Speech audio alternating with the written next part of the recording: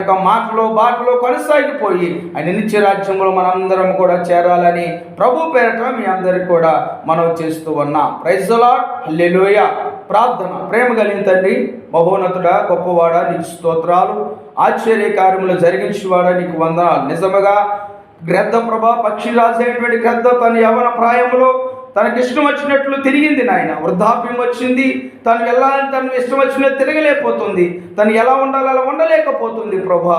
ఇదిగో నాయన, ఆ విషయాన్ని తెలుసుకున్నటువంటి ఆ యొక్క పక్షి ప్రభా, అది ఎవరికి కనిపించకుండా ప్రభా ఒక ఎత్తైనటువంటి పర్వతం మీదకి వెళ్ళి ప్రభా తను చేసినటువంటి పాపములన్నీ కూడా ప్రభా, తన యొక్క జీవితాన్ని అంతని కూడా ప్రభా నీ సన్నిధానము కుమ్మరించింది కాబట్టి మరలా యొక్క పక్షి ఎవన ప్రయాణించే ప్రభా.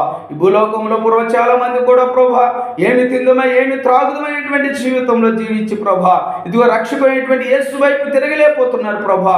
తమ కుటుంబాలు నాశనం చేసుకుని యవన ప్రాయంలో పతనం చేసుకుంటున్నారు ప్రభా. ఇదిగో మిక్కిలి అనుకూల సమయము, నేడే రక్షణ దినము.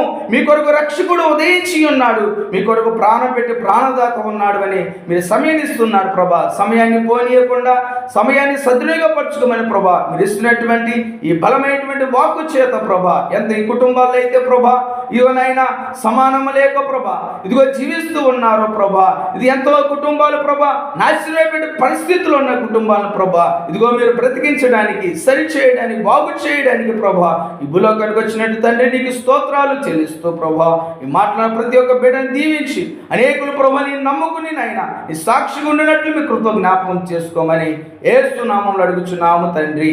ఆమేన్, ఆమేన్.